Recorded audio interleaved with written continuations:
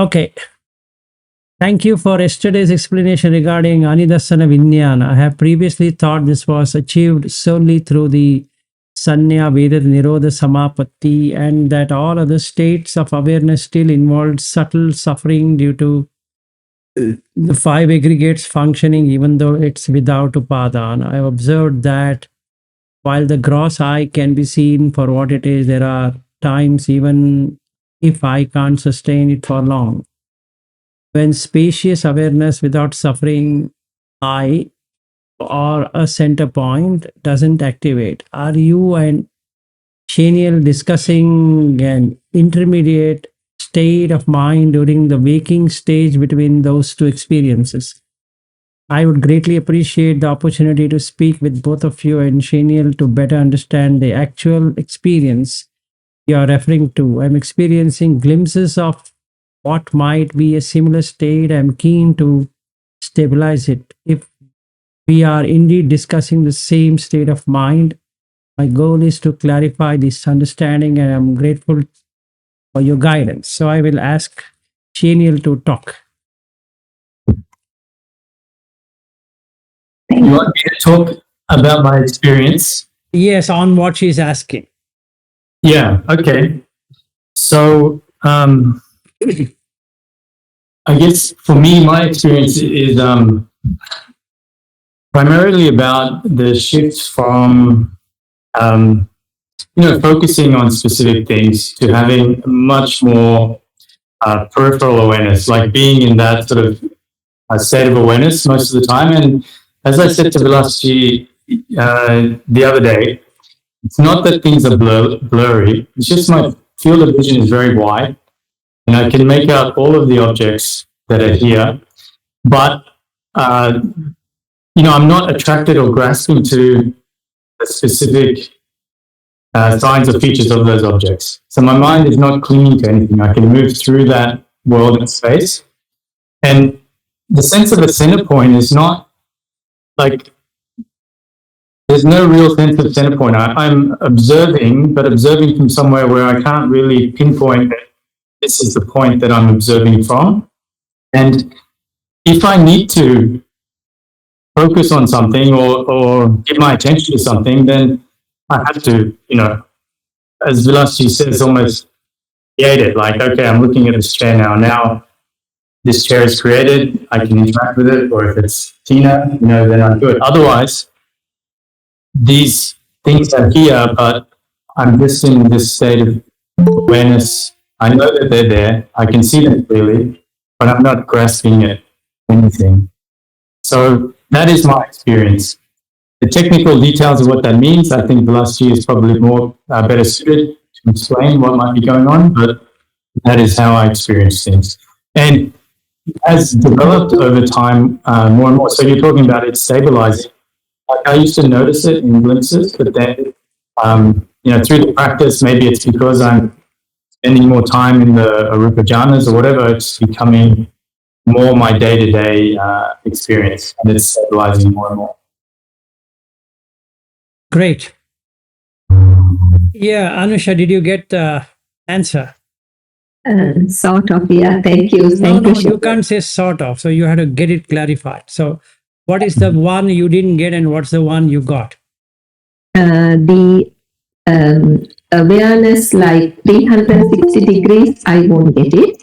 In the glimpses side, when the mind is very subtle, all I do is I can get like a spacious awareness. So the sound, even a pinpoint of sound can be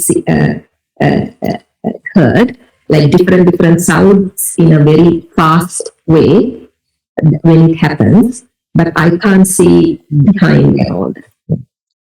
Look, I cannot see behind, don't get me wrong, but it is like pretty much all the way out to here. I can, so everything that 180 degrees here I can see, and I'm aware of people behind me. Like I have that sense, but I cannot see them visually. Right. Mm-hmm. Yeah. So Anusha, let me give you some insights on what is awareness. Have you ever thought what awareness is? I'm a bit confused with the words. That's the problem. Yeah. So let's understand. I am aware of Anusha means what? Anusha as a person, Anusha as an object, Anusha as a body, Anusha as eyes, ear, nose, tongue, like that, or just the name Anusha. What's that? Is awareness, right? Actually, it includes everything I just now said. In the field of vision, you get to see the object, that is this body, and the eyes, ears, nose, tongue, or rather the lips, face, and the entire body. You can see, meaning you can be aware, or I can be aware of you covering up certain portion of the body and showing the skin of certain portion of the body. This is the basic awareness without any raga, dvesha, moha being there, meaning no sense of greed to see you, no sense of hatredness, no sense of delusion that you are Anusha. Okay, so just the body. It can be called as Anusha, it can be called as maybe Anita, can be called by whatever given name, even it can be called as Tina, it doesn't matter. Okay, you can put a label on this body and keep on calling whatever you want. And the next awareness is what it is called as. Right? So now you're called as Anusha. So that becomes my awareness. The first awareness was this body, and the second awareness is that you are Anusha. Right?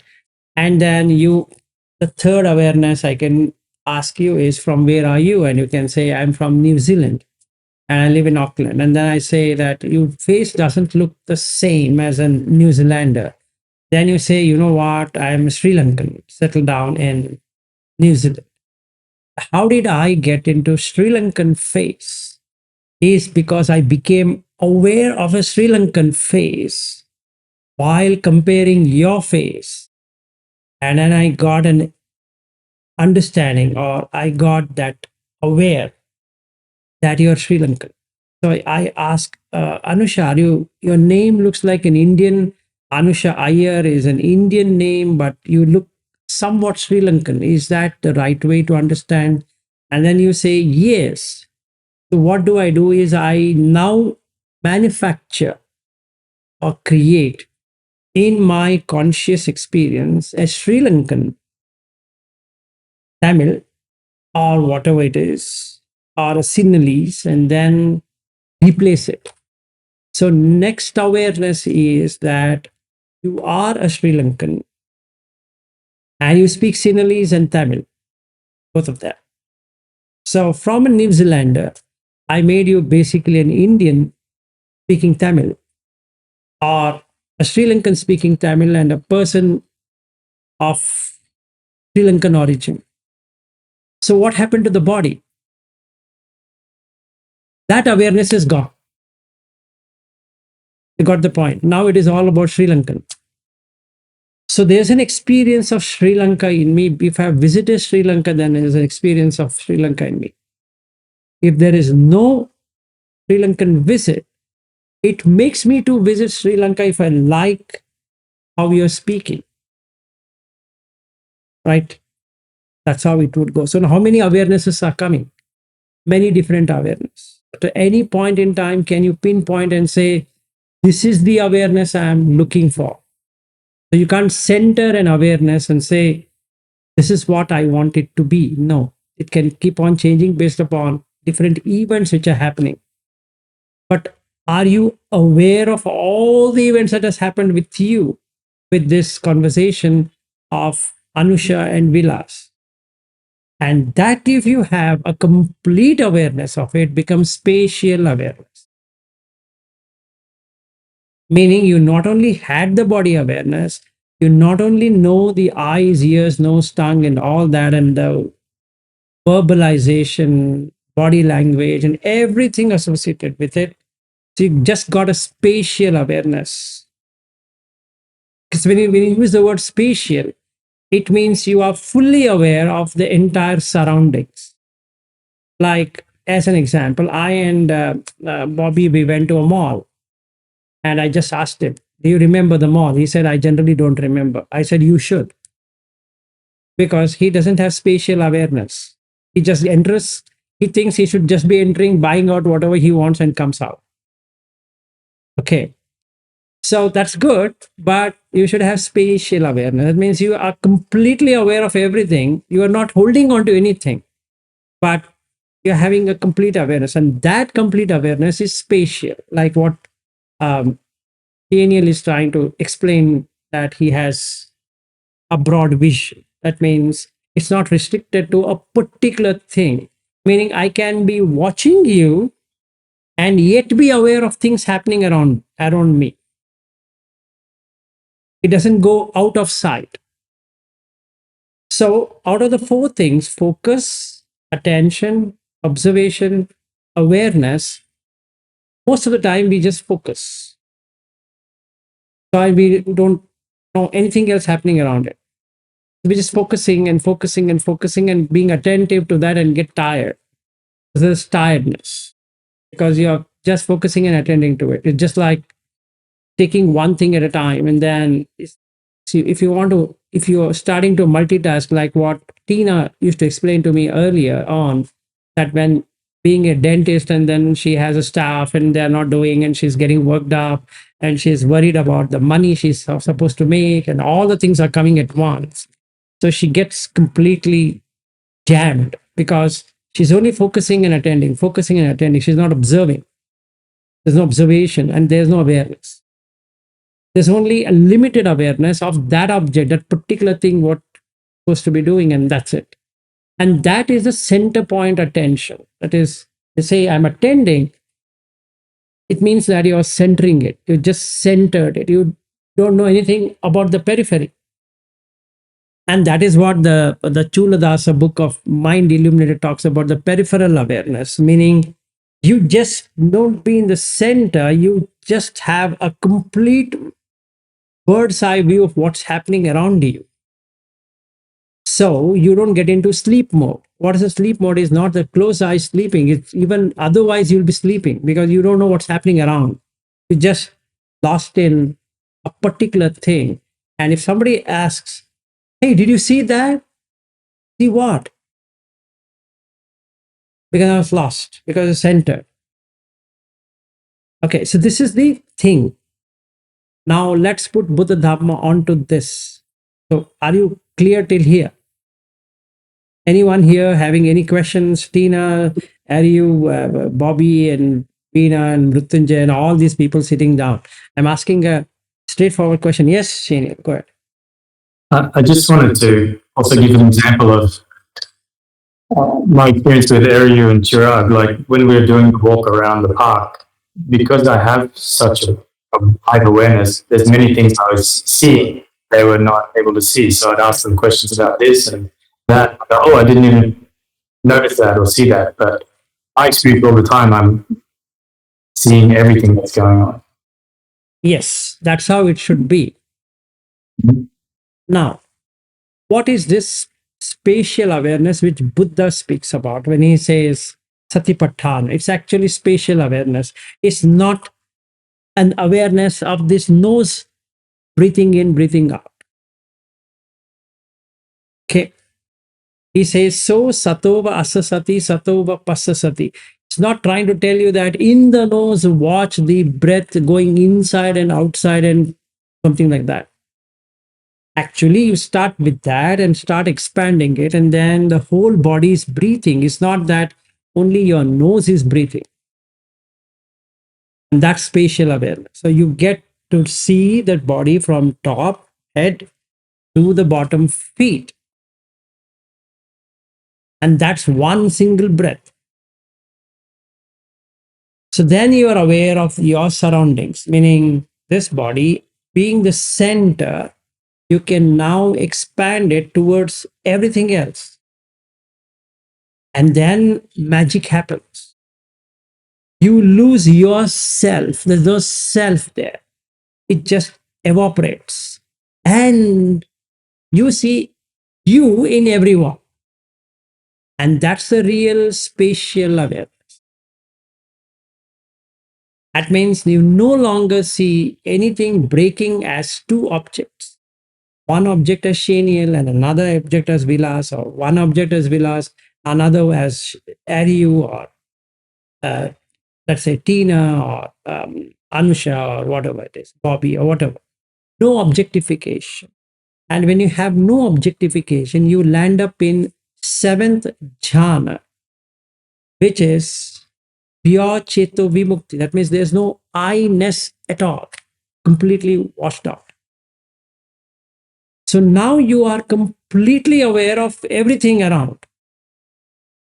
When I say everything around, like what rightly pointed by by Shaniel, doesn't mean that you will see what is behind you and on top of you and bottom of you, something like that. You should understand that there is this field of vision. What we say field of vision is like this for us. For a person who has built up, it just expands like this. It just keeps on going and going and going and going. So if I were to walk along with Ariu in the same path, like what rightly pointed by Shaniel, I'll see more things even when I'm talking with Ariu or Chirag or whatever. Like I was walking along with Tina and Chirag and Brinda and Ariu. I remember everything we have done there, every nitty-gritty detail, including the selfies we've taken, how we climbed, and then Vrinda was not able to walk, so we stopped. So all images comes. By now, Eri would have forgotten most of it. And I don't forget a single image. It's photographic because it's spatial awareness. And I even know the dress, what she was, Tina was wearing, what all she has spoken to me, I remember. And maybe Tina would have forgotten many of those events, let's say. Why? Because there was no spatial awareness. It was just attention and focus. So she focused and there's just attention and that's it. Oh, there's no observation. There's nothing to observe. And if I were to ask what to observe, then she would ask, tell me what should I observe? Because there's no spatial awareness. So you can't observe anything. And then the pure awareness. So my question to you, Anusha, is, are you able to have this spatial awareness, a complete awareness? And if yes, you are in 7. And then you go to the 8th, which is removing the perception of anything at all, but yet being aware of that thing. The very thing exists, but you can delete the perception, meaning you're neither perceptive nor non-perceptive about it. Let me say that, like in case of Shani, if he's doing it right, it would be like being there and not being there. Like he goes to WWDC tomorrow, or tomorrow anyway is not going, so today ended. So let's say he went, he knew he went. If he were to ask, did you land in there? He would say, yes. Did you hear everything they said? Yes. Did you not go and talk? I did. But I didn't. Any one of them. That's amazing feat. He doesn't have to be sitting and closing eyes and go to the 8th jhana. He can just do it like this, just be there. Because of spatial awareness, you can create that. It's just created. So he goes, he creates the going, he creates the sitting, he creates the standing, he creates whatever he wants to create. And as soon as it's done, he'll drop it. It's gone. The next scene appears and that's gone. Then just like a movie actor, he said, okay, read this. Or he reads it. Oh, I'm doing like this, also how that. Then, okay, done, cut it. Okay, done, packed. Right? He's not part of that thing at all. It's fun. And that's natural 8th jhana. And now I'll explain to you 9th. what's the meaning of Nirodha and Samapatti and Nibbana. Okay, so let me make it more English-like rather than explaining the deeper essence, and then maybe you may understand, may not, or misunderstand. I don't want it to be misunderstood. If you don't understand, it's okay. So what is Nirodha? It's from two words, Nir and Uddha. Uddha means moving. Nirodha is not to move. Your mind stops the movement. That means there is no perceivable thing as a thing. Okay. Now, when you enter, there is nothing called entering. If you enter, there's an exit. Like you're driving the car and you know you're entered into a motorway in Australia. I don't know what it is called in New Zealand, or freeway in US. That's a perception. What happens when you are not aware of any exit sign?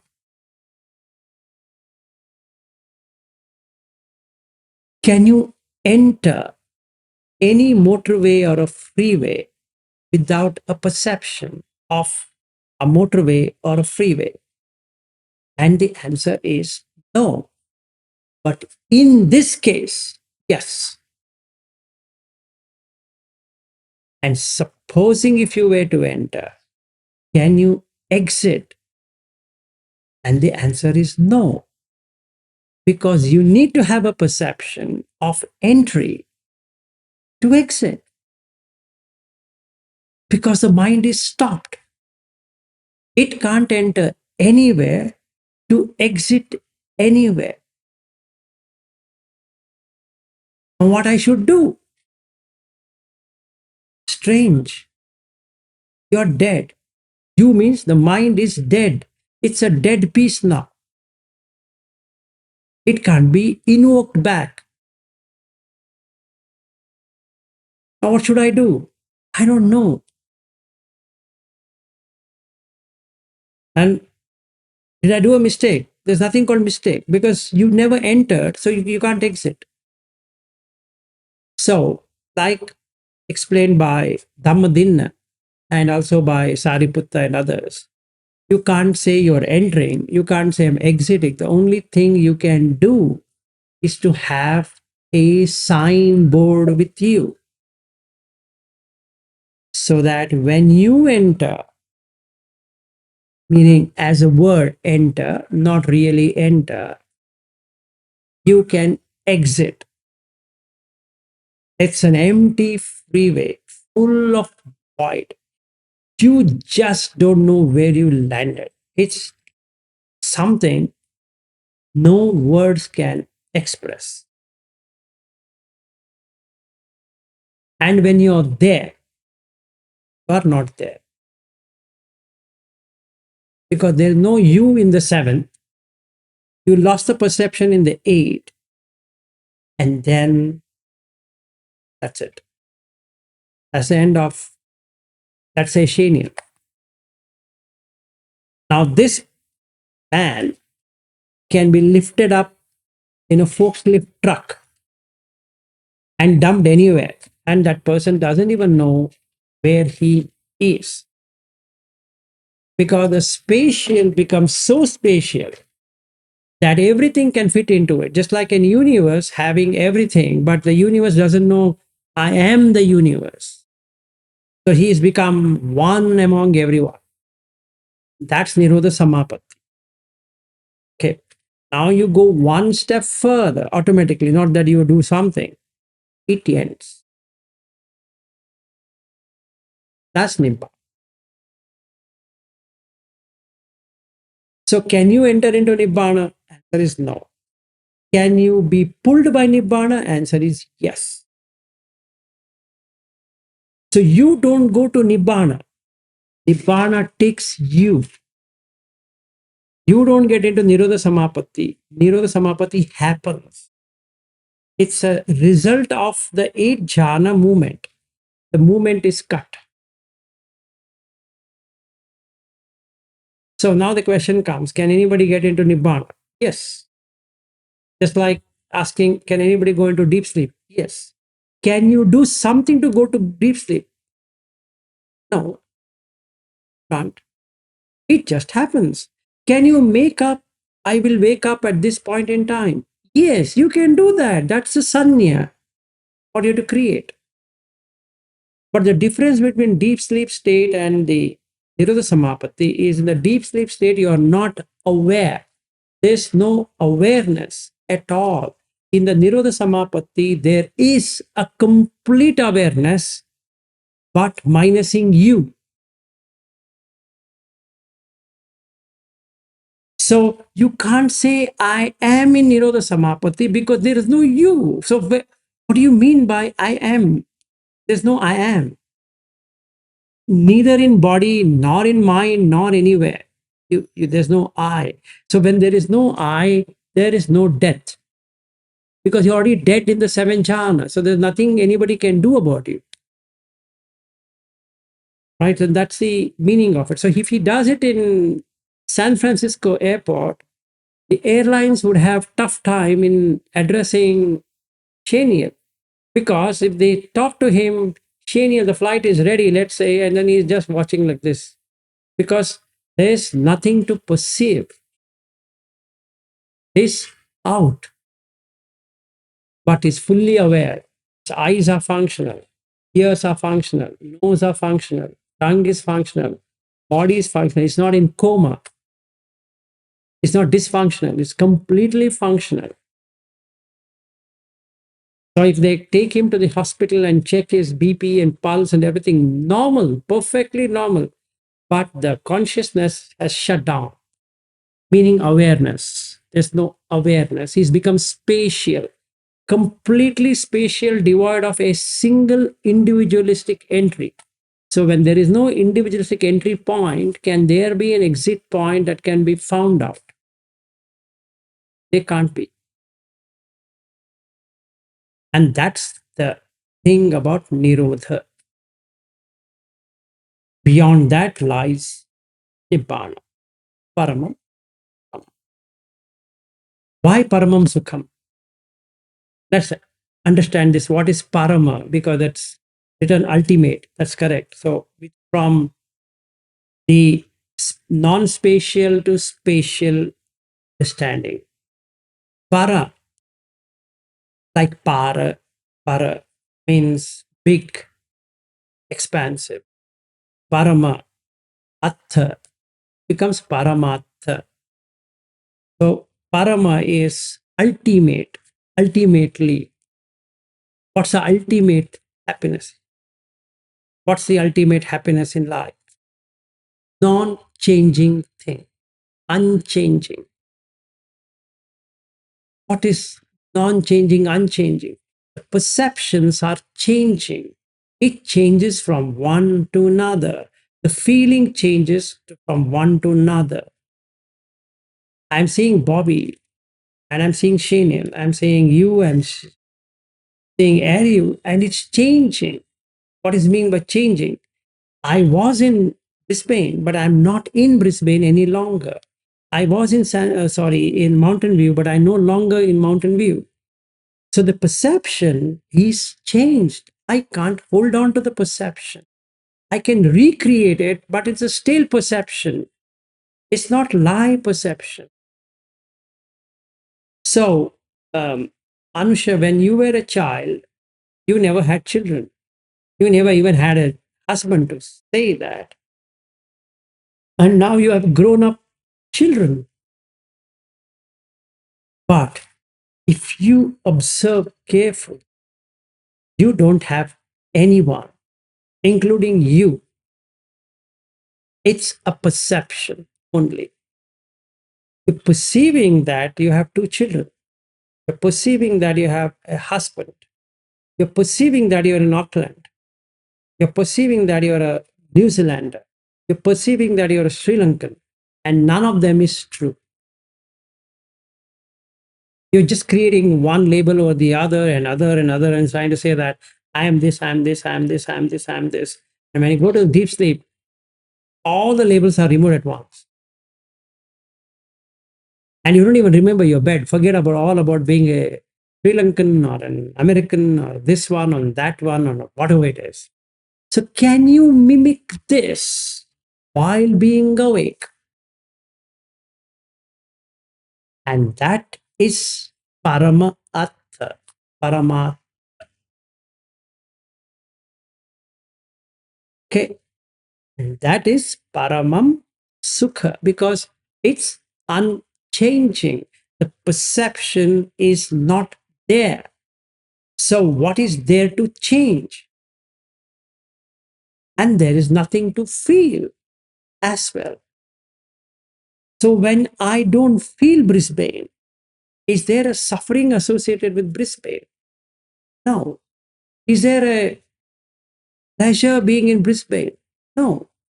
Is there a pleasure being in Bobby's home? No.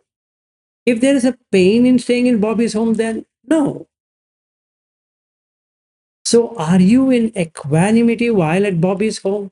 Yes. Were you in Bobby's home? No. Were you out of Bobby's home? No. Okay, were you in a home? No. That guy will go mad. He will take me to a mental hospital somewhere in Queensland because he can't understand what is this person trying to say. But actually, I drove Bobby's car while not being in Bobby's car. I spoke to Marin, who never existed. I spoke to a body called Bobby, who never existed. And I'm speaking to Anusha, who never existed. How is that? So now you can ask me this question. Then what are you going to do for 30 days in Shaniel's home? I'm not even going to his home. Forget spending 30 days with him. If I can do that, done. Then I can teach him how to do it. Because if I enter Shaniel's home is a problem. Because already entered, you are entered. So you have to exit. Because it's not spatial, it is a point from where it looks centered. So now when I enter into Shaniel's home, the experience of Shaniel's home takes over. So all the memories of our association on 26th of April comes first. And then I'm going to say, Shaniel, you remember we were sitting here, I was talking this and all that. And then I'm destroying Shaniel's way of removing the spatial. I'm making him bring everything together to one small experience, right? And that's hard to remove. So it should be more and more and more and more expansive that it removes everything. Then you come into Nirodha.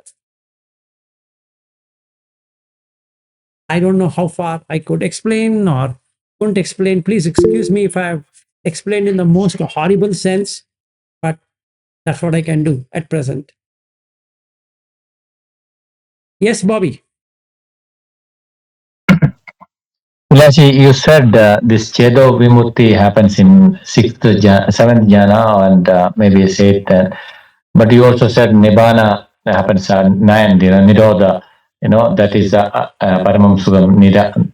So is it this Vimutti and Nibbana is different or is it the same?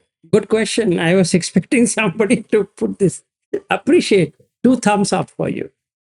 Okay, let us understand what is Cheto Vimukti. It means the mind lets go of whatever it is holding. I,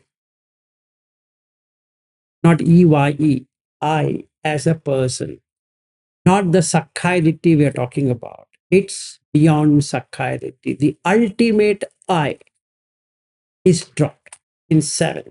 So basically, you have objects without the subject? No. This is a reverse way around. You have the subject without an object.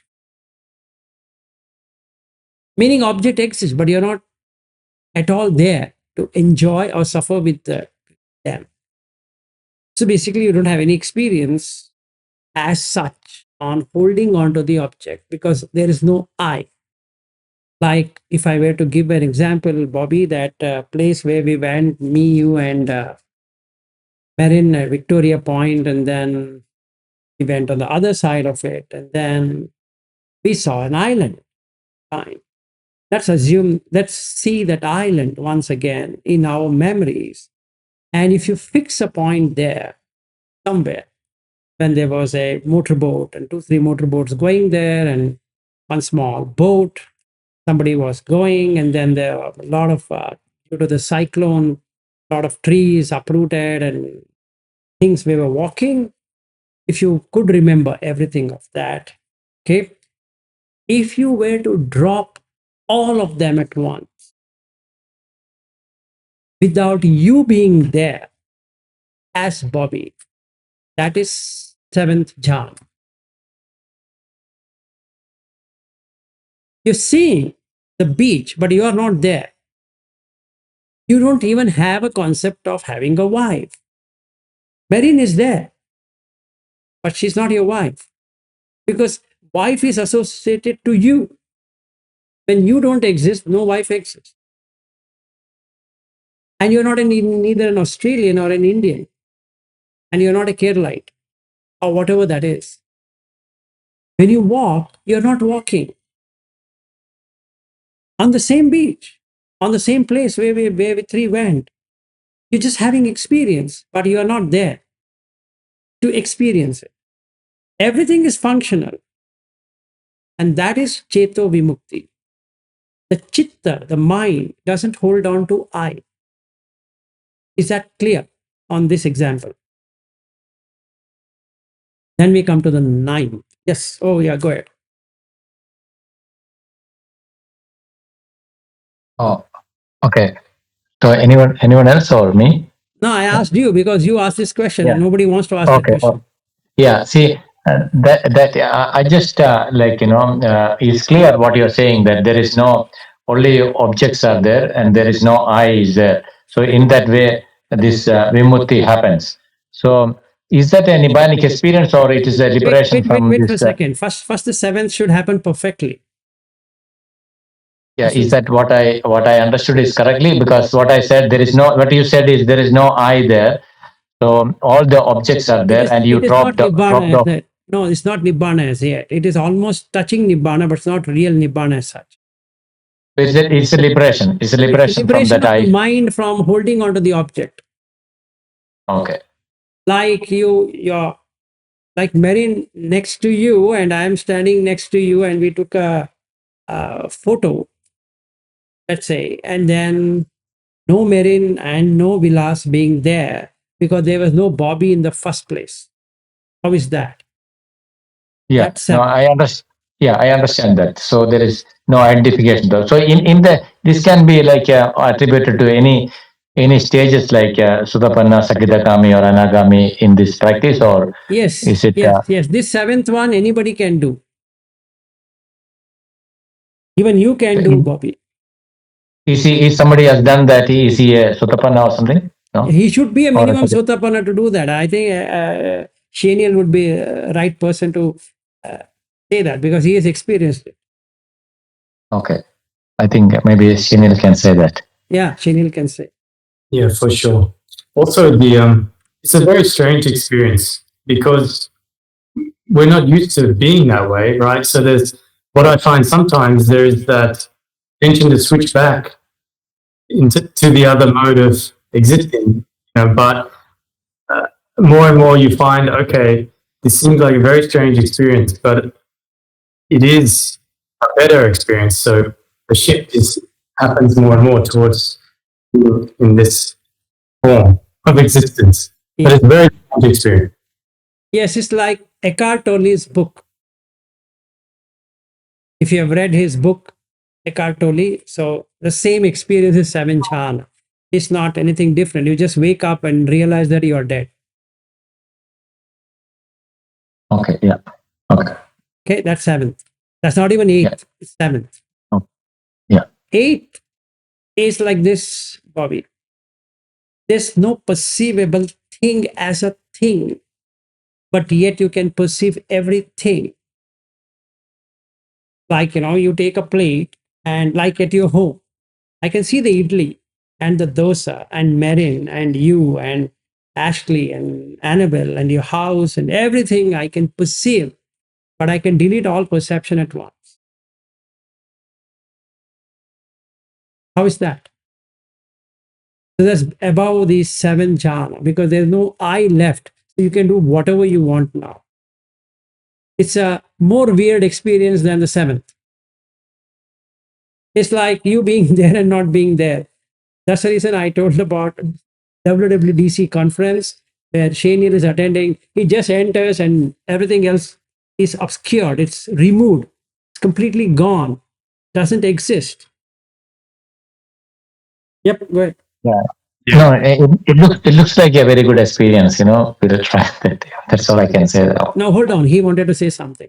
Oh, and yeah, that experience is even stranger because it is like that. It's there, and then you move on to the next step. It's gone, they're gone, and then you don't hold on to any of that stuff. You were there, but you were not there. It's very hard to describe Yeah. what it feels like, but it's a strange experience. It's like, I can tell you from my experience, Bobby, it's like frame by frame. You can see the frame appearing and disappearing, another frame appearing and disappearing, and another frame appearing and disappearing. And you've seen the frame coming and going. So you don't have a perception of a person or a thing while you're seeing everything coming and going. It's a very weird, I don't know how to put it in words or sentences. It's the most strangest experience you can ever get in life. And that's 8. And need not be in sitting meditation. It's not like I'm sitting and closing my eyes and I went in some oblivion. No. You just know everything. And comes to the 9. If you stick on the neck for some time on this 8, there's a deep pull to close it. Because it makes no sense. When you are not there, for what you should exist? So the existence is cut off. So bhava is cut. So it just pulls itself. Done. So you can say you're dead. That's it. That's the end of the journey. And one step from there is Nibbana. And you can't explain what it is. Because in Nirodha itself, you can't explain what it is. Get about explaining, oh, you know what? I went into Nibbana. If somebody says, he said, how was it? Sweet? Yes. Gone. What do you mean sweet? That means you can perceive. So you're back into 8, not in 9. If there is a perception, little bit perception, then that's it. You're dead. You're gone. Meaning you're still not in that. But when you are in that, you can't say where. Left side, right side, center. No. That's the reason he says to Bahya, na idha, na hura, na ubhayamantare. You can't pinpoint and say, just like what Anusha was asking, I'm in this. You say you are in this, then you are not. So I don't know how to explain beyond what I could explain with some examples. No. Thank you, Vilash. It is a bit more clear. See, sometimes in sitting meditations, some glimpse of this is coming. So maybe it has to grow and develop further. It will, for sure. It will, for sure. Thank you, Vilash. Thank you. Yeah, sure. Ruthunjay, go ahead. You've been holding on for long. Yes, go ahead. Sir, that Cheta Vimutti, is it irreversible? Irreversible? What do you You mean? mean to say once you attain that Cheta Vimutti and get the experience, is it possible that you may lose that experience again after some time? None of these 9 jhanas can ever be non-experienceable again and again. It can be experienced. The only difference between a Sotapanna to Sakadagami to Anagami to Arhat is Sotapanna has to put a lot of effort. Sakadagami has to put little bit effort. Anagami is always there. He can get it like this. Arhat is, you know what, sir? I don't have to So explain. that means to say, if he is not a Arya, but still he is able to attain seventh, eighth, then after some time he may lose that also. No, very stupid way of understanding. Everybody, every living being, animal, bird, insects, everyone can attain 8 jhanas. Don't be under an impression that they can't attain jhanas. How? You see any animal which is trying to find a prey, it is waiting for the animal to arrive. That means it is in samadhi. Without samadhi, it can't get food. So don't be under an illusion that only humans and only Aryas and only Buddha fellow can do it. Far away from truth. Okay? In order to do something as human also, you need to plan. For planning, you need a level of calmness. So you have to do everything to get that. So whether is a robber or whether is a criminal, whether is a good person, all do the same. Even to kill someone, you need to do meticulous action in order to do the job.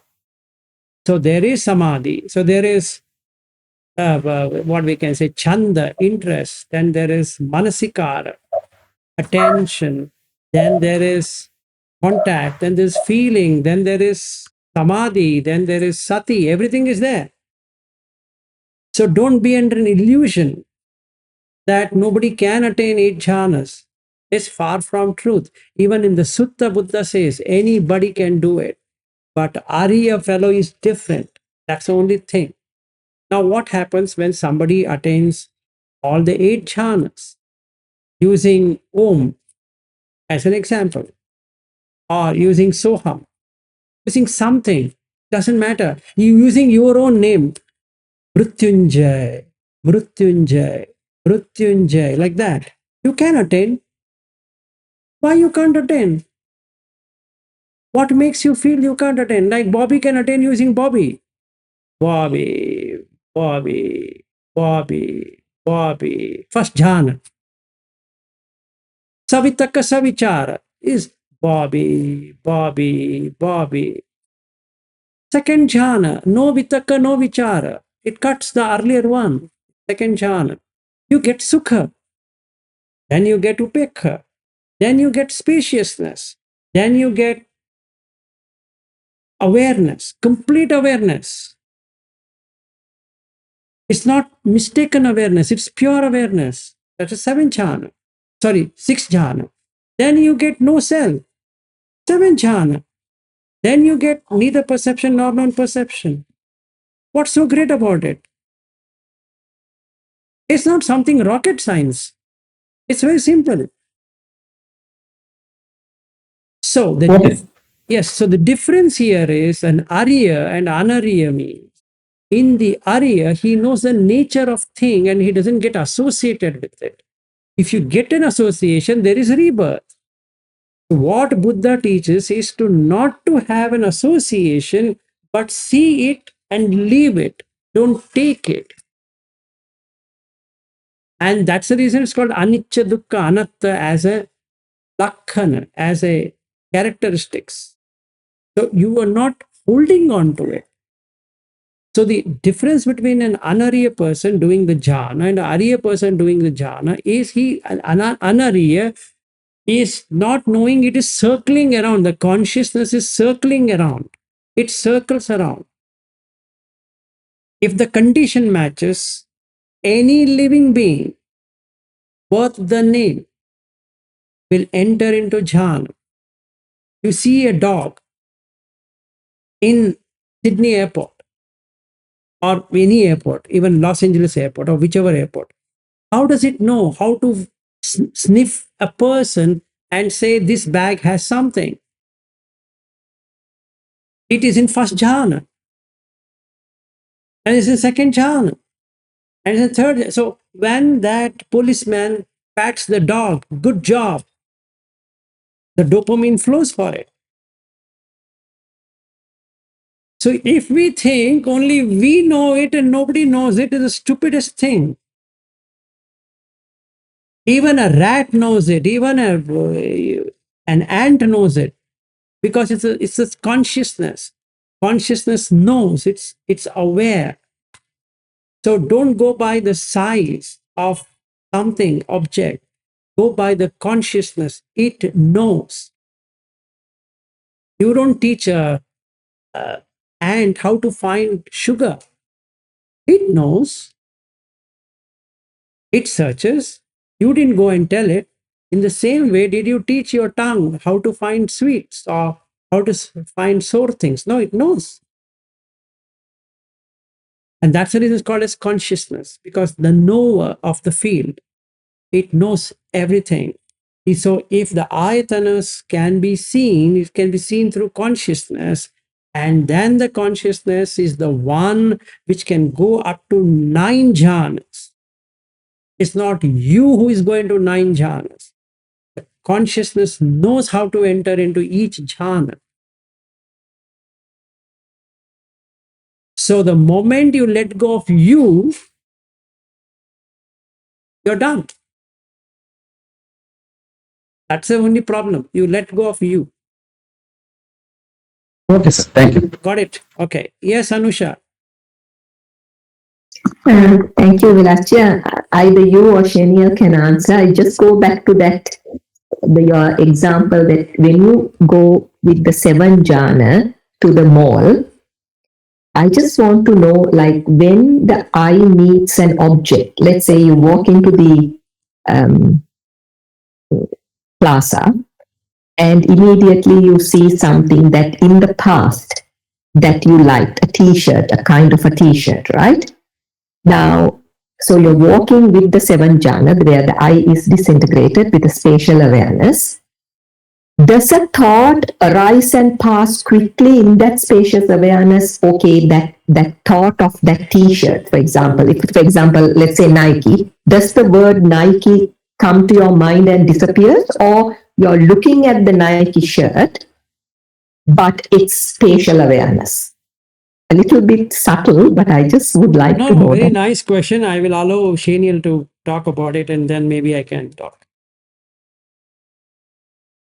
Yeah, for me, no, I don't. Like, I don't really, like, I've seen that there, but it doesn't really come into my mind or think about past experiences unless I stop and I sort of focus on that. And then, yeah, so it's not like it grabs my attention. Like, nothing really, you know, it's not there for me to grasp onto. So I just usually walk and go to where I need to get to and then do what I need to do there and then keep moving, and things don't grab my attention. That's my experience. So it's a thoughtless awareness, like there are no thoughts at all. Thoughts don't arise, basically. When you're looking at, let's say, you're walking to the, I'm just trying to understand this, like, so when you walk into the mall and you see an old shirt that you have liked in the past, so when you walk and you, with that spacious awareness, no thoughts arise at all. Well, not for that. If, like, I have my intention for what I want to do there, so there's thoughts related to that, but it's on what I need to do. Those other things I'll see, and it won't come up and grab my attention. Oh, that shirt that I liked, or this. Like, my experience is not like that. Yes, Sergio. Yeah, go ahead. But I guess a thought could come, tonight I need to do something. That could still come. Could come, but it's they're not really grabbing my attention so much. It becomes, it goes, it doesn't take me out of. That's a thought in its original form. Yeah.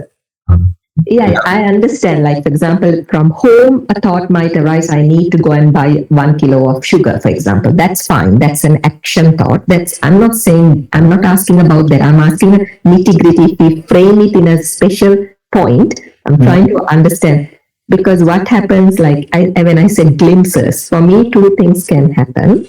When I enter for the mall, if there is past memory, there is an awareness in the peripheral that Nike word comes as a mental thought and it vanishes. And Yoniso Manasikara picks it up for that split second. That is one point. The next point is you go, there is no, so you are looking at the shirt and that memory don't come to the forefront of the brain or forefront, so it's blank. Third awareness is when you're fully gross with the eye, that fully grossness is there, you enter and you get the thought and the awareness get hooked onto the thought and you're lost. So I very rarely get lost. Also, the example is probably not the most appropriate one for me because I'm not interested in shirts or anything like that. But my experience is when I'm there, I'm aware of all of these things, but they don't have any hold on me. They're, like those objects don't really grab my attention, and I've never been one to like the particular type of shirt. But if there's something that's there, I will see it, but it doesn't grab me and take me away. Maybe there is a thought that comes up about that object, but it's just the thought of that thing. It doesn't grab my attention. Yeah, go ahead, Ari. Yeah, I'm wondering, because state can be more stable versus less stable, where there's a degree of stability. But I guess if it's less stable, we saw a badge as Shinyosi, and that has a stronger pull because your name that tends to grab you more than other things. Yeah, but that's probably also the context or the intention. I'm looking for my table or something, but I have to sort of focus on that, like, and look at that and understand it, and then, okay, I'm going for that. Otherwise, it won't. So I have to kind of switch a little bit out of that mode. Go So I ahead. guess if someone call you Shenil by name, Yep. you have to intentionally make a switch to hold on to that, then react to that. Well, some things like that will, like if you call out, I'm also aware, Yeah. that's a symbol that's very deep, so I will respond to that. It's not like I'm walking like a mindless zombie. Yeah, so let me answer in some other way. He has rightly put it, but let me explain in a more easy way. Let's say, Ari, you call me Vilas. The two ways of recognizing, recognition and cognition are two different things. If you just cognize, there is no recognizing it, meaning you don't do it again and again. So when you call Vilas, it just get instantiated, if I can use the software development programming. You just instantiate then and make it .gc, garbage collector. So every time you create, you move it to the garbage. So it doesn't stay. So whatever classes you can create, the objects appear there and disappear as the class is closed, right? So what I'm trying to say is, let's say, take this example, what Anusha spoke about. Go to a store, go to a mall, and you have Nike. Nike is a symbol. There's no Nike, just that symbol is Nike, right? When you see a symbol and you make in your mind it's Nike. Now, what about creating the Nike separately as a separate entity so that you can delete it when the work is done? And that's what Shenir is trying to tell you, that he can focus on something what he wants to do. All the other things are there, but it doesn't pick up his attention because there's no focusing on them at the same time to get distracted. Let's say, as an example, we see Chanel as a brand. Chanel makes, this is Chanel and that is Chanel. So the Chanel perfume, I love it. Let's say that I love it is already there. That object is created and waiting for my attention. So the conscious attention. So there's a focusing on Chanel. So when I see Chanel, I feel, oh wow. Or the Apple store, what we saw, Ari, that I love, let's say, all Apple products. And then I'm talking to Ariu and I'm walking and I suddenly, my eyes go and enjoy Apple from outside, not from inside. And then I'm become irresistible. So I will say, Ariu, why don't we just, after we finish this, why don't we go to that store and just have a look? Say, Vilas, do you want to buy something? Nothing in particular. But why do you want to go to the store? No, I just thought about it. That means the attention is grabbed by Apple. And for you, it might be a boba store. You suddenly might remember, I need a boba tea, even though you had the boba tea 15 minutes ago and then grabbed your attention. But when you're in seven jhana, let's say, you don't have anything grabbing anything because you don't exist. So the boba store goes just like that, and no particular interest falls on that. Whereas, let's say I am going to Apple Store as an example to meet someone. The Apple Store gets created then, and when I enter inside the store, the Apple Store is deleted because there's no Apple Store any longer. So I meet the person. So the person comes in my conscious experience. I speak what I should speak to him and exit out. So I never entered Apple Store as an experience. Lose the experience when I came out of the Apple Store because there's no I. And that's what the seven jhana experience is. Yes, go ahead. Yeah. I'm guessing a more common example for me is that even though I'm not seeing my son right now, but this Luke and the sun, these labels, these in the Exactly. garbage is already background. It's just waiting. It's on the ground. So it's like a landmine. If I step on Luke, immediately the sun comes because it's connected. But for Shinya or someone who's in that state, then every time it's a new person because Yes. there's no landmine. Cleared out the landmine. So the consciousness doesn't land there. Anusha, did it answer your question? Yes. Thank you, Vilasji. Okay. It's really cryptic. I don't know how to really put it. Maybe if you, when you come to Brisbane, and hopefully you come, and then we can do this experimentation. And this whole thing is all about experimentation. We can keep on discussing on this forever. And then unless you really see it for yourself and you say, this is the seven jhana, I got it. And you will know you got it. And your whole perspective changes. It won't be the same again. And to answer to Mrityunjay, you will never forget, no matter whether you're an Arya or Anariya, it doesn't matter. The seven jhana is known to everyone. Only there are hindrances to experience that. If you remove the hindrance, you can experience. So that's the only thing. So don't think that you can't experience. All Arupa jhanas and all Rupa jhanas can be experienced from an ant to a Brahma. So don't be under a false presumption that nobody can experience. That's not true. It's basically false. But not in the Arya way. That's correct. There's a difference. But it's a falsehood that nobody can experience it. Yes, Arya, go ahead.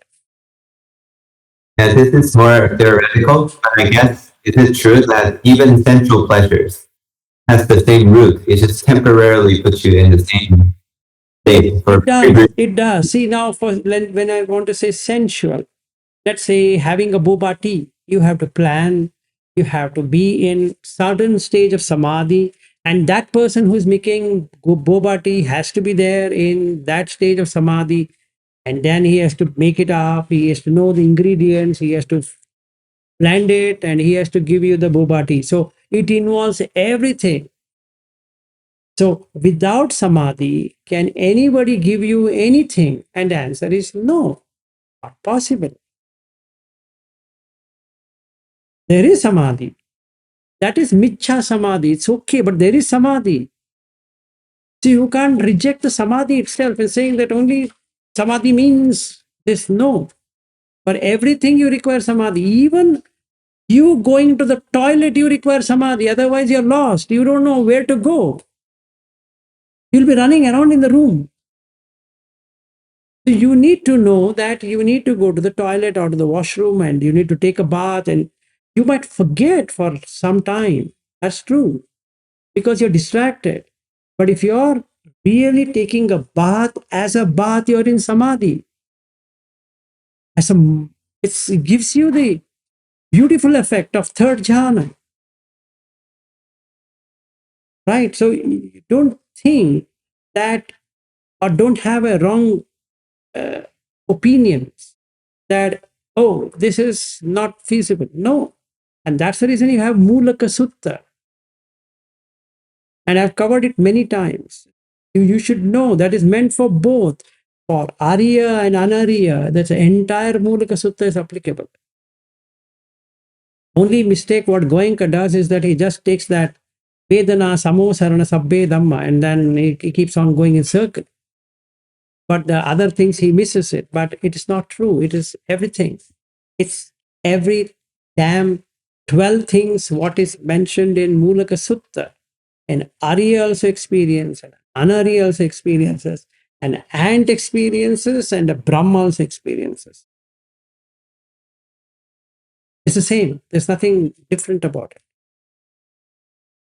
Its example is that WWDC where he's attending, or you're attending your office, area, or whatever you're doing on cloud. You think you can just do it just by attending office?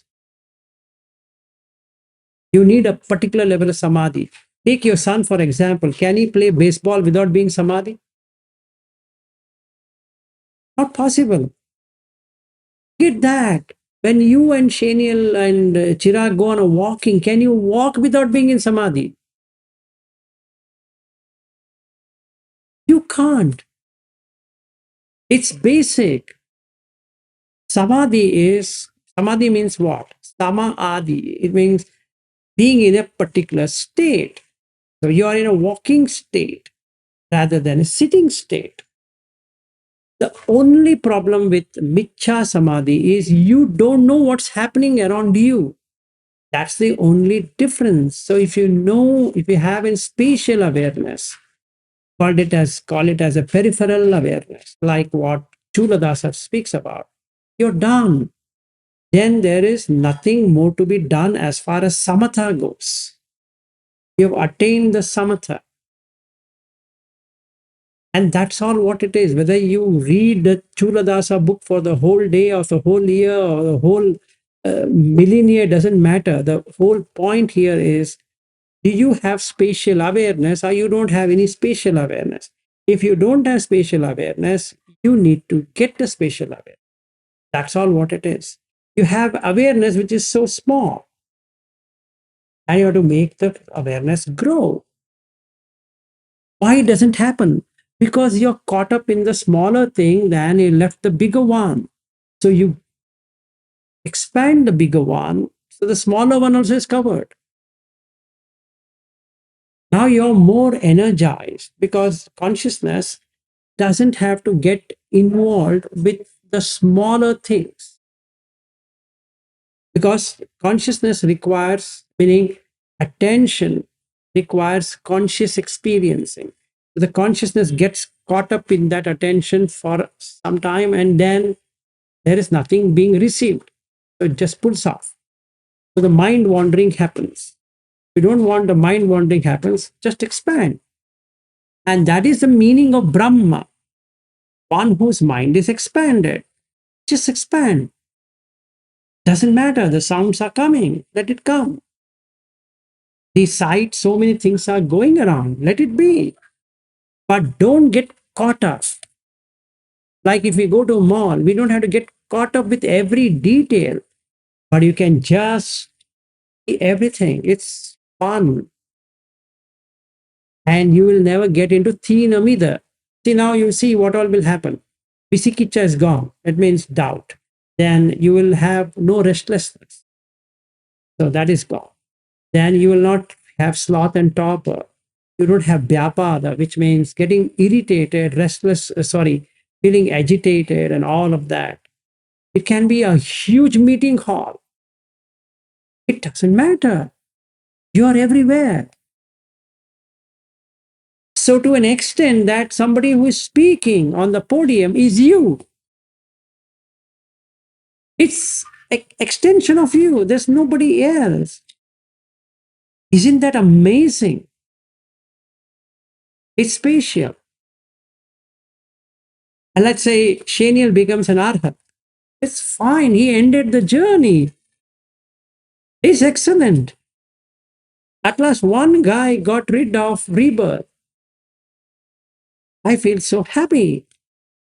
Instead, if I take a smaller piece, then I will say, Shaniel, how exactly you became arhat? And then he has to put me step-by-step instruction. No matter how much I try, it's not going to work because I'm caught up in the smaller thing. Because I want to exist. Because who has to become arhat? I. Will I become an arhat? It's impossible. As long as I is there, no arhat can happen. So I'm stuck, basically. So to be an anagami means that you don't have I. So there's no ego. So the first thing you guys need to do about me is, do I have an ego?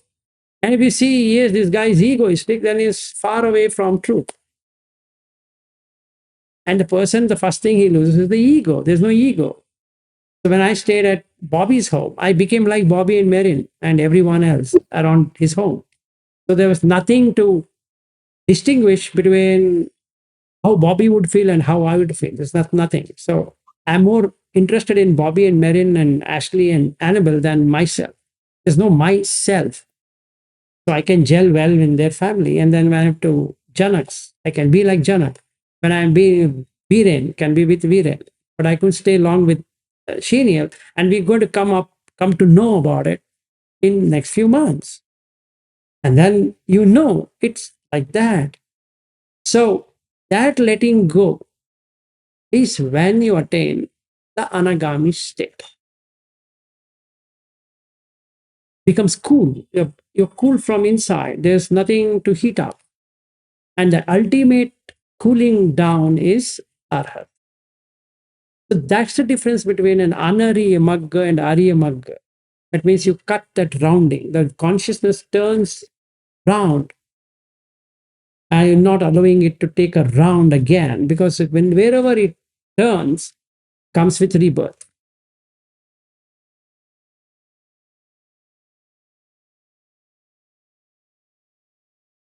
Yeah, Anusha, anything you want to? Okay, Bobby, yes, good. My friend, yes, friend, go ahead. Yes, brother, go ahead. Thank you, Vilashi.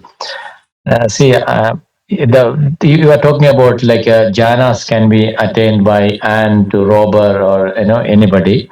So is it? Are you talking about this samadhi? For example, when the jhana in the initial explanation, it is said that get rid of unwholesome thoughts and unwholesome sensual pleasures. And also, it is said that second jhana, third jhana, you get this pidi, sukha, and all. So, are these people like a robber, for example, when he is focusing on that object, he is experiencing this samadhi or jhana, but is he experiencing this pidi, sukha, and everything since he is not a No. he doesn't. I spoke about samadhi. I didn't speak about the jhana. Now, an So anari. that is a micha samadhi. That's what you're saying. Micha. Yes, that's a micha samadhi, but still a samadhi, right? Okay, yeah, that's fine. Yeah, Yeah. so So it doesn't have all this pleasure and all these things, no, right? PD, no. no. Let's take this example, Bobby. Baker's delight. Okay. A person. I'm the store person. Okay. There's a huge line of people standing for the bread or for a loaf of bread or some cake or some bun or whatever that is there. Okay, I'm in, let's say, Sunshine Coast. So I'm in that store as a store person, just joined. Let's take all of this and see where is jhana, where is samadhi, what it is. If I watch the breath. I have no Buddha experience. I have read Chula Dasa's book or some other book, and I just watch the breath. All the time I'm doing is watching the breath. Okay. Am I in a blissful state? And the answer is yes. Why? Because breath connects to six senses. So you basically blocked anything appearing and disappearing without your notice. So when the customers are flowing in and they're asking me questions and give me this and give me that and give me this, give me that, I'm not getting locked up or overwhelmed. And I can remember all the people asking me because I'm getting spatial awareness. So am I not in first jhana? Yes. Am I not in second jhana? Yes. Am I not in third jhana? Yes. Am I not in fourth jhana? Yes. Forget the arupas. But can I not achieve four jhanas? Yes. And I can stand there for till the evening. Sajal comes and says, Vilas, good, I never knew that you have so much ability to handle so many customers and they are all happy with the way you did it. So if you really see, Chanda is there. Chanda Mulaka Avuso Sabbe Dhamma.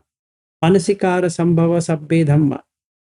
Then Passa Samudaya Sabbe Dhamma. Vedana Samosarana Sabbe Dhamma. Satadipataya Sabbe Dhamma. Then you have Samadhi Pamukha Sabbe Dhamma. 7 things are working.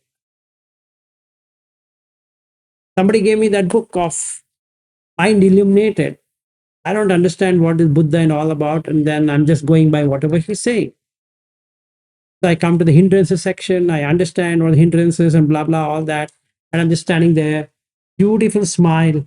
And the customer comes, hey, I need this. And some idiotic customer comes, he's shouting. And then I'm, hang on, sir, I'll just give it to you in a second, just hold on. And I go inside and bring his bread. And then say that, oh, last time I bought it is horrible and blah, blah, all that. Then he, calm down, let me give you some other thing. So then I've taken care of it. Am I an Arya or Anarya? I'm Anarya. It's okay. It doesn't matter. But I'm able to be cool or not. That's not what it is. So the book from 8's Chuladasa helped me. Now what I need to add an ingredient into that is the nature of things is to arise and pass away. I can't hang on to the experience. If I can let go of it, then I enter into the Arupa Jhana. On the Arya Magga way. That means now I know if I hold on to an experience, it's by nature goes away. So I can't do anything to recreate that experience. So I myself voluntarily give that up, no matter whatever is the experience. Good experience, bad experience, neutral experience. I'm going to say it's conditioned. I give it. Now I'm on the Arya Magga. Because I'm not making the consciousness go back in a round to experience it again and again and again. I'm just dropping it off. As it comes, I just say that not worth hanging on to, not worth clinging on to. So the upadana is gone. So the bhava doesn't happen. That means it doesn't circle around it. So there is no rebirth of that condition, which I'm expecting it to be. So then there is no rebirth, then there is no decay and death and all that. Right? So then I'm not in any stressful mode of re-establishing that experience. Let's say a huge line and then I find Sajal calling me and appreciating me, giving me a Employee of the Year award for Sunshine Coast, and I'm the best baker delight. He says, Vilas, you're a delight to have you here.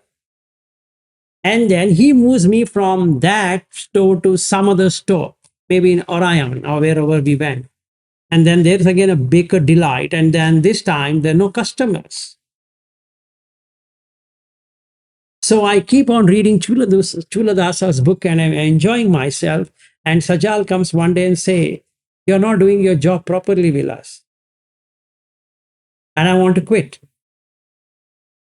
Because I'm hurt. Why? It ultimately pricked. Chuladasa or no Chuladasa, it pricked. Because I've taken the experiences as mine. Okay. If I let go of that completely, because it is not going to stay, and I've learned the art of not making the consciousness turn back, it just cuts there. It just ends there. It doesn't hatch on or latch on or hang on to the experience. You just drop the experience as experience, and that's it. It can be neutral experience, it can be pleasant experience, it can be painful experience. So basically, what you did is you cut off from you as an individual, because individual means what? Separated. Now you're not separated. There's nothing to separate. It's the same thing. So there's nothing called as working life and a non-working life. It's just a life. You have created boundaries saying that this is working life and this is non-working life. There's nothing like that. It's just life. It's the same thing. If you see the same thing, then there is no thing. When there's no thing, you are in seven jhana. Can you stay in seven jhana forever? Why not? You are in Cheto Vimukti. The chitta is not holding on to anything in particular. So you are enjoying. Only effort you need to put is in 8 and 9. And that's it. So you can do it. And can an Anarya do the 9th one? No, not possible. Because he doesn't know how to draw perception and feeling. And that's the contribution of the Buddha. But for all other things, you can do it. So what I can do is, Bobby, when I sit there, hail Jesus, hail Jesus, hail Jesus, that gives me first jhana. Because it stops the sensuality in the first jhana. Then, don't I get happy? Yes, I do get happy. Then I am on Jesus. I'm looking at how Jesus was. I am also exactly mimicking how Jesus is. Can I not get into the sukha? Yes, I can. Why not? Can I get in equanimity? Yes, why not? Can I get into spaciousness? Why not? What stops you from not getting that? Can I let go of I for Jesus? Yes, you can.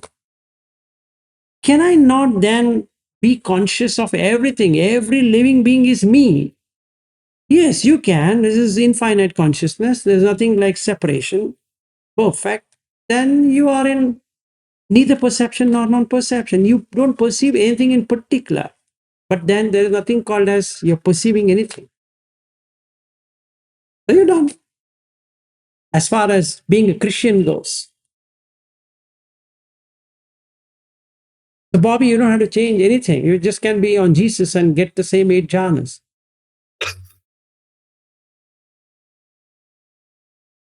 You can go to church or you might not go to church. That's a secondary matter. But you can be there. So the only difference we are making in life is we create something like a Vietnamese, let's say, monastery or a Theravada monastery and a Mahayana monastery or a church or a temple or a mosque and this and that, because we want to attain jhana. In the end, why the Muslims do 5 times namaz? Just to make themselves feel that to cut out this so that they can be there. And that's all what it is, whether it's Islam or whether it's Hindu or Buddhist or Jain or this and that, it doesn't matter. It's just the flavors. It's just like boba tea in some flavors. But basically it's water and milk and whatever it is put, and that's it. That's the truth of it. There's no boba tea there. Just flavored tea. Can be anything. Doesn't matter. So can you not get into the jhana? Yes, you can. But can a thief get into jhana? No. Can he be in samadhi? Yes, because he has chanda, he has manasikara, he has made up his mind. I will steal the bank. I will break the bank. Why bank? Take a software developer, hacking. You require all. It's not easy to hack a server. So he needs to know how to code it. So he needs to have an interest to hack. Then he needs to have manasikara, is attention, attentive mind, strong attention. Then he requires the asa, contact between the senses, six senses, with what he wants. Then he requires the feeling of doing it. So he's feeling, I'm now doing, I'm decrypting it. The encryption, I'm going to decrypt it. I'm going to look down the code and see where I can decrypt it. He needs to do that. And then samadhi, satadi pataya. So sati has to be very strong. He remembers each line code, he can remember and he can see where he can break it. Then he comes to samadhi. In samadhi only he can break the code. And when he gets it, he gets that adrenaline rush, stops, and in its place, he gets blissful. He broke the code. Now he can penetrate into the server, put whatever he wants. So then that server is vulnerable now. Now he can put anything. They can take out the bank account details and all the credit card details and everything, and then ransom attack. So he sends a ransomware and blocks all the server at once. So the bank now has to come and plead, please reopen it. And then I can say, give me this many dollars. He has done all of that. Maybe not the right example, but that's what it is. Yes, Harry. Yeah. So I guess I have a question because even worldly people, they promote this thing called flow state, which is basically a state of samadhi, give them a lot of joy. So take this example of some rock climber who climbed this Yosemite big rock without rope and everything. For that few hours, he's extremely concentrated, so that's the samadhi. Yes. But during that, I'm curious why it becomes so pleasurable for him. Is it because there's some jhanic factor available then? Yes, it is, because I am a trekker. I've trekked the Himalayas for long.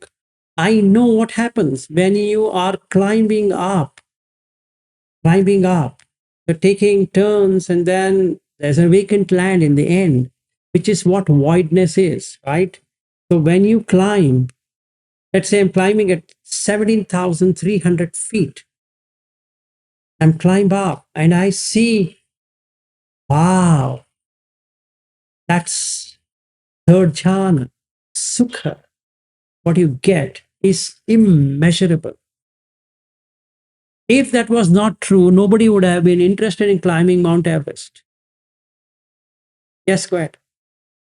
Sorry, I missed you just a second, but is it only after it's done you get the pleasure, or during the middle of the act of this rock climbing person for a few hours you get that? You're getting first and second jhana all the time. But because when you are climbing a climbing rock, let's say I'm climbing a rock without ropes, the very act of not having rope takes me to second jhana. Piti. The joy is there of climbing without rope. I know it is risky, but I know I can do it. So as I put my hand here and there and here and there, I'm literally the pumping up. So the dopamine is continuously being flowed with serotonin, oxytocin. So the endorphins, which block the pain receptors, It just blocks the pain. There's no pain. There's just pleasure and pleasure and pleasure. So when I climb up and jump on the other side, wow, man, I did it. I did it and did it. And that's, I do it like this thumping because I'm getting the power of jhana, sukha, third And the jhana. third. Third jhana. Then I just sit there and no pain, no pleasure stage is the fourth jhana. And somebody would ask me, Vilas, shall we go down? And say, come on, if you want, you go. I sit here and watch. What exactly you're watching? Don't ask me. Yes. And I guess the level of strength or duration of the third and fourth depends on how long he stayed in first and second. That builds the foundation for him to enjoy longer in that state. So he'd Yes. rather have challenges. After that, it comes down. So he loses interest. Like when I climbed Gochela, there's a place in Sikkim. The very first time climbed it, Arhu. It's an amazing place to be in because you are in Nepal, you're in India, you're seeing Tibet on the other side. It's a beautiful, it's a wonderful experience to say. And that was our first trekking expedition on the Himalayas. It's beauty.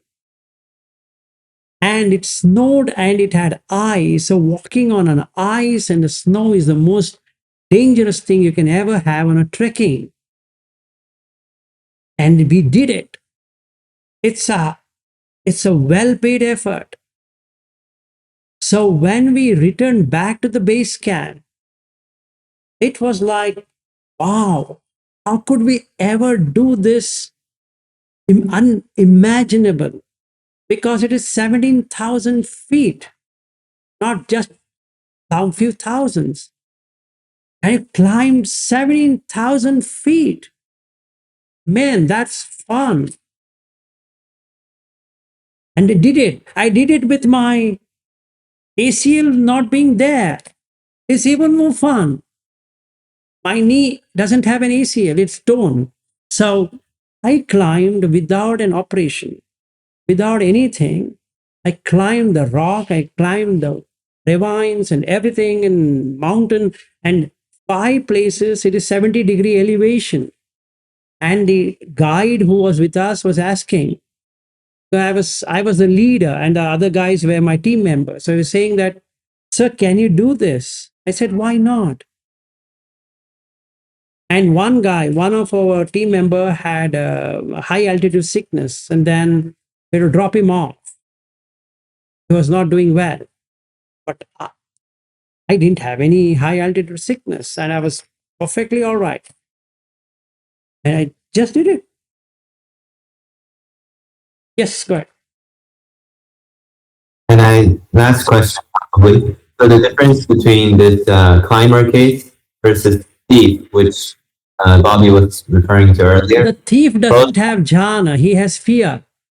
So both have Samadhi. samadhi, but a thief doesn't because he has akusala.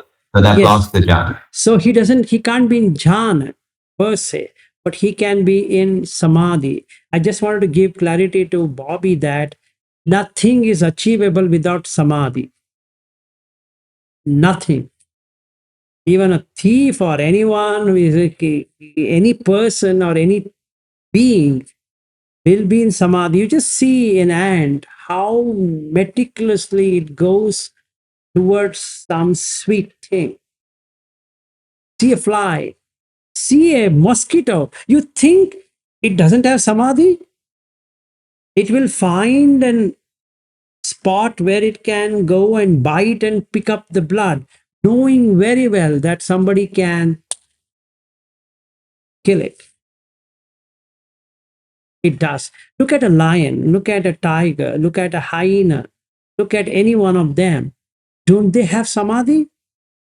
Look at a cheetah, look at even deer. The ears will be hearing somewhere, some sound, they just run away. But they know they will be attacked. Yes, go ahead. And in these cases, driven by kama chanda, hence no jhana. There's no jhana, but they're in samadhi. I just want to give you clarity. It's a michcha samadhi, but it's still samadhi. So I just wanted to inform Bobby that there is samadhi. Then there is samma samadhi. What Buddha is talking about is samma samadhi, not michcha samadhi. There is michcha sati, but this is samma sati. There is michcha vayamo, there is samma vayamo. There is michcha ajivo, there is samma ajivo. There is michcha kammanto, there is samma kammanto. There is michcha vacha, there is samma vacha. There is michcha sankappo, there is samma sankappo. There is michcha dhitti, there is samma dhitti. All the 8 are in everyone. One, what we have found out is samma, not michcha. See, a mosquito trying to bite should have an interest to eat, right? For it, the blood is eating. So it has to have an interest. That is chandamulaka. Then manasikar, it has to make up its mind to come here and bite. Manasikar. It has to have a phassa, be a contact with the senses.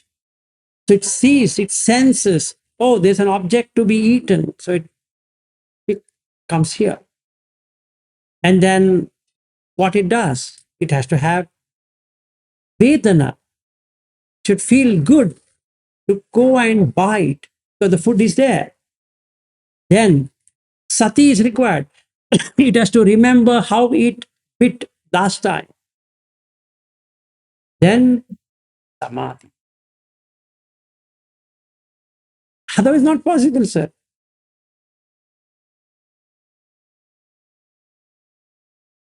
But who is doing it? It's the consciousness. And then that's the reason Buddha calls consciousness as a magician. It can be an ant, it can be a human being, it can be a Brahma, it can be anything. It knows. So, consciousness is the knower of the field, and the field being the senses. So, it knows how to suck things from the sense. And whatever Anusha is asking is about finding out how a person will behave while at the store, Nike. Consciousness knows. It exactly knows. So what Shaniel has done is to tune the consciousness to drop all of this so the consciousness can get to the higher state. So he's entered into the 7th and 8th jhana because he has seen the trivial thing about the lower experiences. So then the consciousness now sticks onto the higher experience. And as he does it, the consciousness drops off everything. And it is an arhat, not as a person. It's pure consciousness. There's no, what we can say, baggages. And that's it. So like he said, I'm not too interested in a t-shirt. He can buy a whole store, let's say. But he say, what do I do with this? It doesn't give me lasting happiness. Hey, how about Apple Store? What Apple Store? There's nothing called Apple Store. Hey, that's Apple Store. Yeah, maybe. So it becomes difficult to be with Shania, to be honest. A normal worldly person would go mad in 15 minutes. That guy is, I don't know what kind of person he is. So he has to fake it. Sajal, I became part of your bakery. So Baker's Delight. So I was a storekeeper, or a store manager, or a store person in the Sunshine Coast. So I was managing your store for some time while you went away. You are on mute in case you are speaking. Oh, how are you, brother? I'm Everyone, good. yeah? I'm good, brother. So, How are you? And I think everyone. senior. This is senior. This is Ariu, and rest I think everybody know. Okay. so Great to see you. yeah, Sajal, without your permission, I became a store person and I enjoyed being at your store selling all the products what you have. Yeah, yes, yes. That's wonderful. I'm very lucky on it. Except for wearing the t-shirt Baker's Delight, I've done everything at your store now. So I'm blessed. This is beneficial. This is a landmark. This is a Paris light shot here. Hey, we can't see it because Bobby, you have put your screen. You put Yeah. a screen. Oh, yeah. You did. That's why. Yeah. So I was working with Baker's Delight and I sold so many products of yours. You know that. Right. Yeah. And unfortunately, you put me on another store which was not doing good, and then I Yeah. had to take a beating from you. Yeah. No, in Springfield, first you are in Karimandi. Now yes, the Spring Sunshine Goes. Yeah. Yes. Yeah. Okay. Right. So this is what is the aspect of consciousness. So this is how you enter, how you exit. Right. And becomes difficult to work with Shanier. If he really enters into these things, he would lose interest. So I wanted to tell him, don't lose interest. Keep that and don't get into withdrawal mode because that's what does. And sometimes we mistake Buddha Dhamma to be withdrawal mode. You get into depression because you feel there's nothing in life. And now I've seen everything else, nothing. So then it goes on the other route. No, Buddha Dhamma is the most fun part of it. You feel more energized than before. So you'll be more happy doing anything, but not associated with it. There's nothing to be associated. You have, or you can create and destroy, which is what is happening. It's getting created and destroyed. And now you become part of that creation and destruction. So now you're seeing the nature. And the nature is to arise and pass away. And you have died before death could take it. So you become deathless. I had a fun few days at WWDC, doing just that. Yeah, it is fun. I know you will be doing it. I'm very glad having met you, and also I know you are doing it.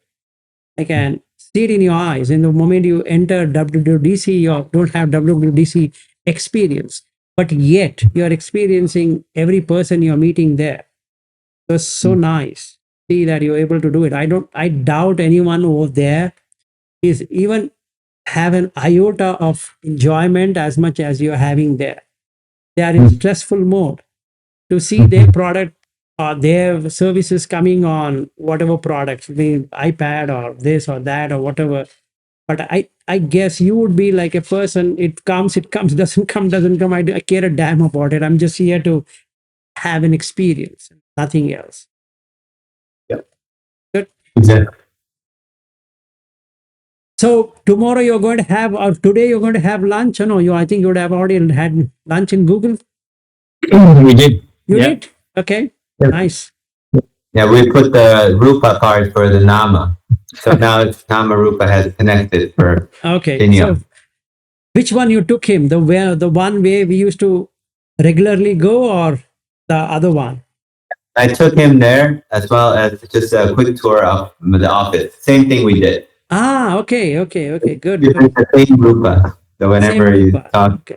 No, you should have shown him the meditation room and all that. We did. You did? We did. Okay, good. Excellent. We meditated there as well. Ah, nice. Very good. Glad to hear.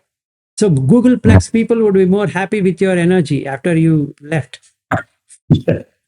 Hope so. Hope so. Yeah, that's right. All right. tomorrow we're Mylapore. Tomorrow, Tomorrow. Mylapore, yes. So one assignment for you, Shaniel. I don't know what add you. When you enter Mylapore, okay, enter Mylapore. Mylapore is a restaurant in Sunnyvale or wherever it is, okay, and then you need to delete entire experience of Sunnyvale or wherever you are going. Okay. And then see whether you can taste the food in Mylapore. Okay. Yep. Okay. And if you don't, meaning you taste and yet you did not, then you learn the art of eating and also forgetting all about it. Jhana. So neither perception nor non-perception while really in the crowd. Yep. Okay. And so if somebody asks you, did you go to Mylapore? You say yes. But if somebody asks you, did you really go to Mylapore? You can say no. And in fact, Mylapore is an area in Chennai. It's not even a restaurant for that matter. And opposite to Mylapore is Target, where we used to walk around for meditation. Okay. Maybe you can even go there and see whether anything catches your eye. I know that nothing catches your eye, but just in case, just you can go around Target and see, We'll check. it. And in fact, there's no target, it's just circles, 3 circles and a dot. It's nothing called target. Anyway, but you can consider target. All right, so enjoy your breakfast at Mylapore. And don't forget the coffee. Good coffee. Okay. All right. Good day. And last funny thing is that our flight is only 40 minutes apart. So we're going to have dinner with Zhao and everyone, and then we're going to drive to airport together to go to the Wow, internet. that's amazing. That's amazing. So, Ariu, Sunday we are meeting. Shaniel will be back, and then we are meeting at 5:30 your time, 5:30 US time. So, would you be able to join from China? It would be Sunday is your Sunday. my Sunday and his Sunday, but for you it is 8:30 in the morning. For Shaniel, it is 10 o'clock. It will be 10. It will be 10:30 for him. It would be 8:30 for you, and for me it is 6 o'clock. Usually those times, the regulars I can do. Sunday, it'll be one day away from. You'll be in China though. But would I have landed and the next day? Leave it. should be- Leave it. Yeah. Next Yeah, I week you think- can join. Next week you can join. We'll see. Yeah, I think I would have. Yeah, See, maybe Sunday I'll be able to make it. Yeah, I don't know. yeah, Because it's one day. Yeah, right. If it's the normal time, I think I can join. you are leaving on Friday from US, right? Yes. Yes. Right. Yes. You will land in China on Saturday evening. You're not going to be landing on Sunday. You'll be landing on Saturday night, or rather Sunday early Morning. Sunday morning. Sunday morning. morning. Yeah. So my question was at 8:30 China time. Yeah, that'll be a stretch. Yeah. Yeah. For that same day, it may be a stretch, but yeah. Yeah. So in case, not that you should kill yourself, right? Yeah. I and Shaniel would be meeting. Okay, it will be like 10:30 for him, just like what we used to do earlier. So it would be 10:30, and for me 6 o'clock. So we meet, and then if you can join, you can join. Otherwise, just drop off. Yeah. For the first day, I probably won't. I join the regular one. Okay, Yeah. done. All right. Good night, and then happy journey back to you, because tomorrow anyway we are not meeting, and then we meet in Australia, meaning after you're in Australia. Yes. Thank you. Thank you very Thank much. you. Bye-bye. Bye.